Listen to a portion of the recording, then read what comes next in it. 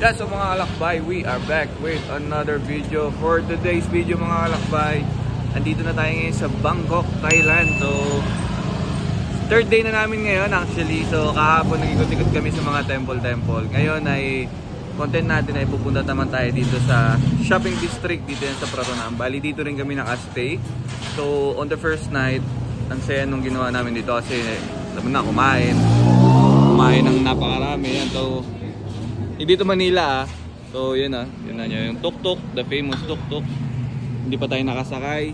Yung mga taxi nila dito lulupit, lahat mga upgrade sobra. So mamaya ayun yung shopping district dun mismo paloob dun. So naabutan kasi namin ng first day ay sarado na yung mismong mall, yung mga nasa labas lang yung meron. So mamaya papasok tayo doon, papakita ko sa inyo yung itsura. So shoutout din pala kay John Paul Racer yan. So Sir John Paul, shoutout sa'yo. Yan. Here from Bangkok. At sa mga kalakbay, abangan nyo gagawin natin ngayong video. Let's go! Ito mga kalakbay. So, dito na tayo ngayon sa deeper part ng Pratunam. Dito kami kumain nung unang pagdating namin. So, napakarami namin kinain nun. Pero, converted to our money sa Philippine money sa peso is parang ginastos lang namin is 2,000 lang. Ito pa yung mga the best dito, yung mga prutas. So, kita nyo yung mga prutas. Pomegranate, orange. Saka lahat yan mga kalakbay matamis. Kahit yung medyo hilaw-hilaw pa, sobrang tatamis. Yan. So, kasama natin ngayon ang Mads at si Kuya Alfie. So, yan yung mga must try dito mga kalakbay, yung mga prutas na yan. Lalo na, hindi ko lang alam kung anong prutas ang wala tayo sa Pilipinas. Pomegranate, hindi ko alam kung meron tayo. May pomegranate ba tayo sa Pilipinas? Meron ba?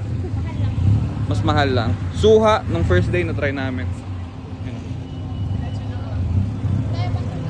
Yun nga yung difference dito mga kalakbay is pag alam mo na yung Taytay, siyempre may go-compare mo na to eh. So pagdating mamaya sa price, tignan natin kung kamusta ba yung price difference nila. Kuya Alpi, kasi si Kuya Alpi matagal na nakapunta na rin dito. Kuya, anong masasabi mo sa price difference nila sa Taytay? Iba-iba kasi yung product. Pero sa quality, maganda rin naman ang Taytay. Yun. So may laban naman ang may laban naman ang Taytay. Iba lang yung nabibili.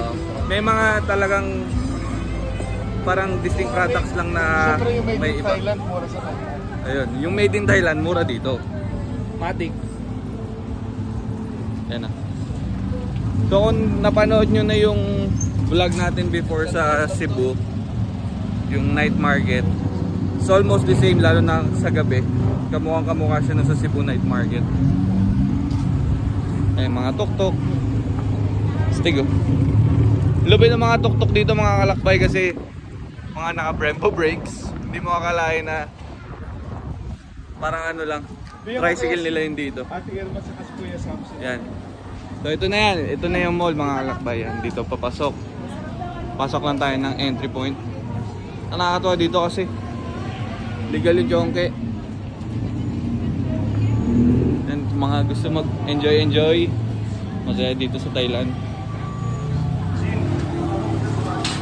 Sheesh. Tapos magta-try din tayo mga kalakbay soon ng exotic foods. Kahapon may nakita kami na yung tawag dito, scorpion sa yung parang ipis sa atin. Pero yung ipis nila dito malaki. Try din natin yun. First night namin pagdating namin dito, itong street na to, punong-puno yan ng ng mga tiyangge-tiyangge. So siguro mamayang gabi pa. So nakikita nyo din doon sa dulo, Disney Wholesale Store.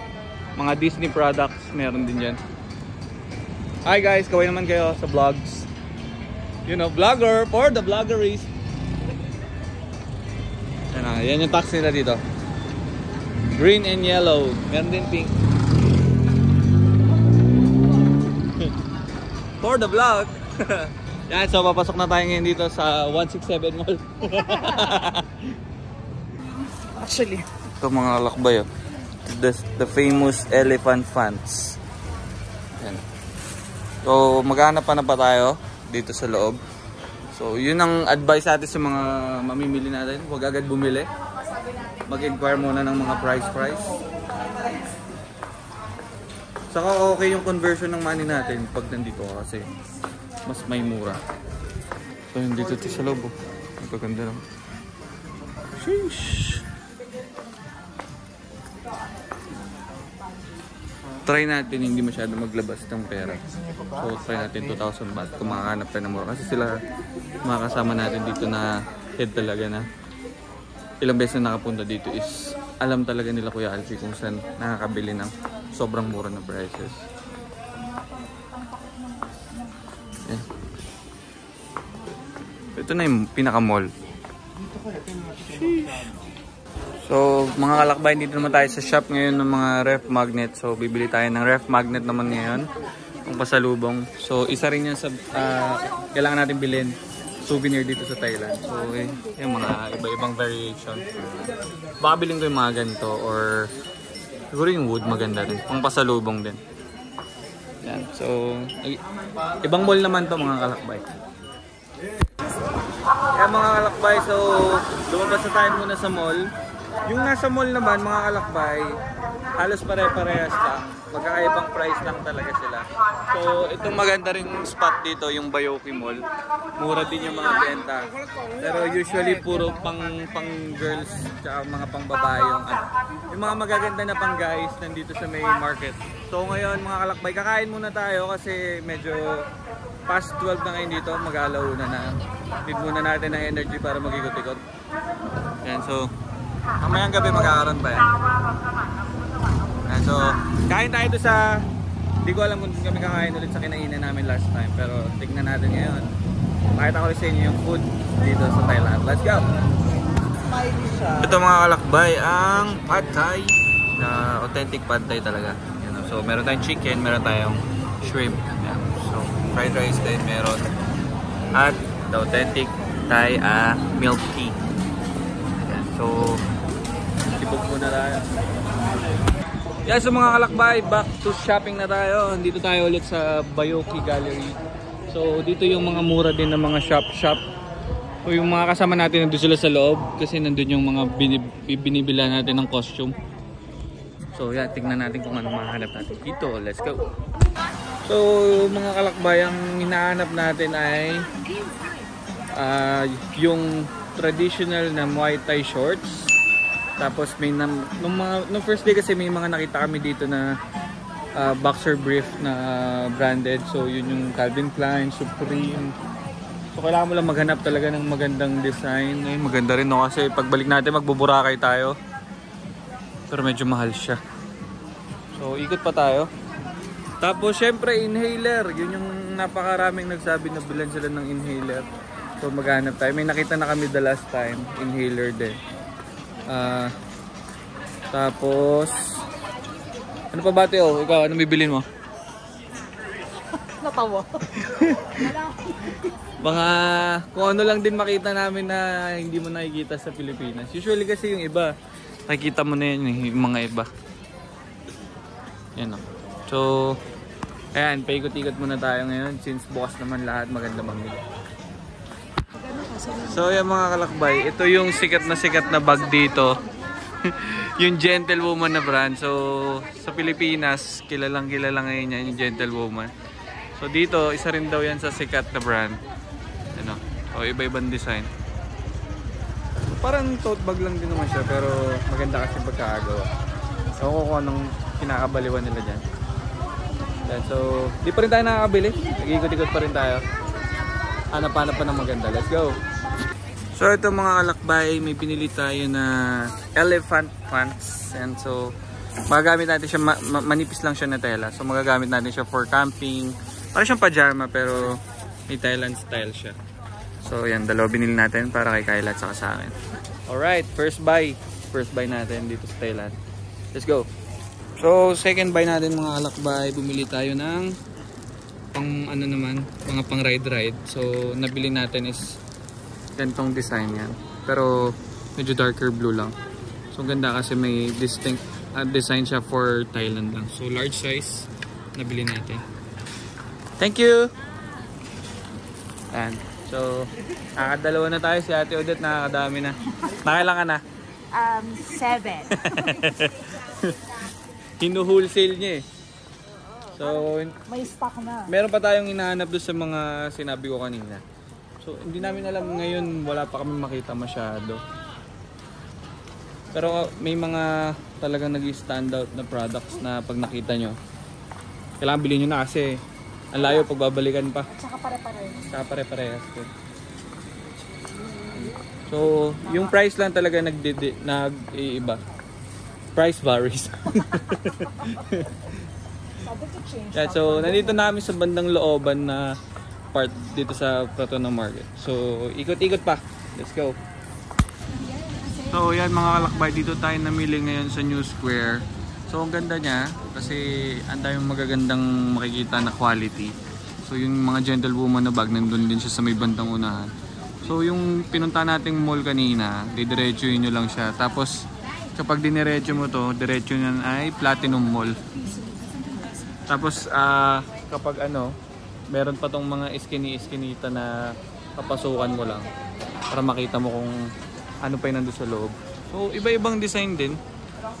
Usually, mga pang girl lang halos din yung mga nakikita namin dito. Kaya, yung mga pang guys, hahanap pa kami ngayon ng iba. So, New Square, tandaan nyo mga kalakbay. Yan, New Square, New Square. Alright, let's go. Balik tayo doon. So, ito mga kalakbay, nakita na natin yung hinahanap ko na shorts. So, this is the yung Thai boxing nila, sa Muay Thai nila na shorts. So, isa rin yan sa gusto kong bilhin talaga dito sa Thailand. Yan, ang hirap hanapin, buti may nadaanan tayo. So, goodbye! Let's go! Ito, ganito lang. So, mga kalakbay, nandito tayo ngayon sa 100 Thailand Bat Shop. So, tapat siya ng Platinum Mall. So, dito bibili naman tayo nung last na inhaler na lang. Yun na lang yung kulang natin. So, itong mga inhaler yan. Inhaler. Bili tayo ng mga pampasalubong. Let's go. Ito mga kalakbay, ito yung bibili natin. Yan. So, 6 pieces, 120 baht. Yan. Meron pa dito sa kapila. Pero mukhang ito yung all. Alright, bili na tayo.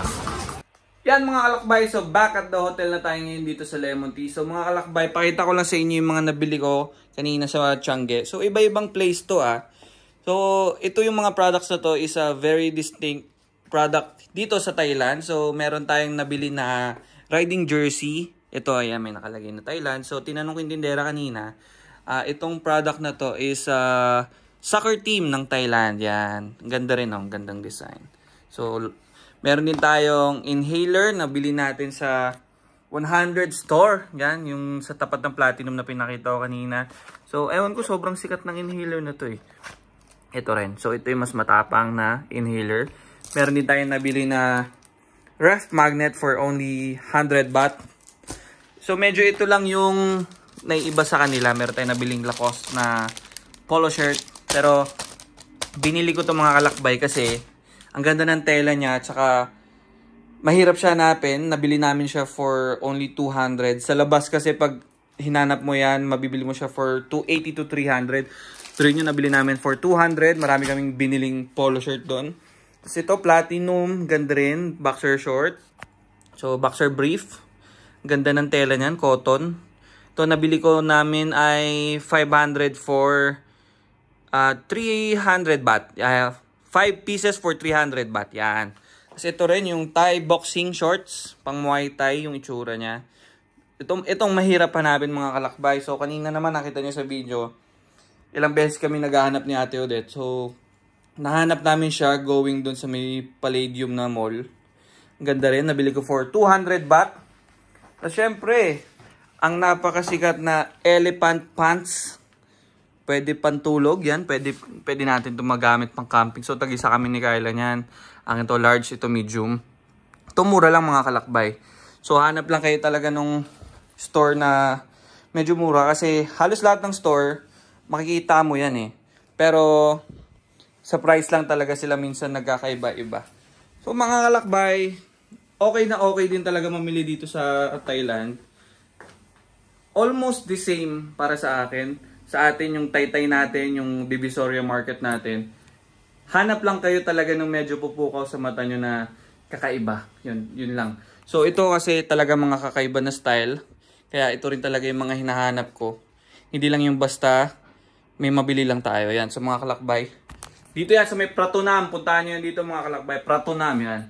So mga kalakbay, if you're new to my channel, please like, comment, and subscribe para updated kayo sa mga ginagawa natin na travel, sa mga pwede nyo puntahan. So first country natin dito sa Asia. Yan, so out of the country. Kasi yung mga nakaraan natin, alam nyo naman, Europe yan. So mga kalakbay, don't forget to stay safe and peace out. Woo! Sawadee ka!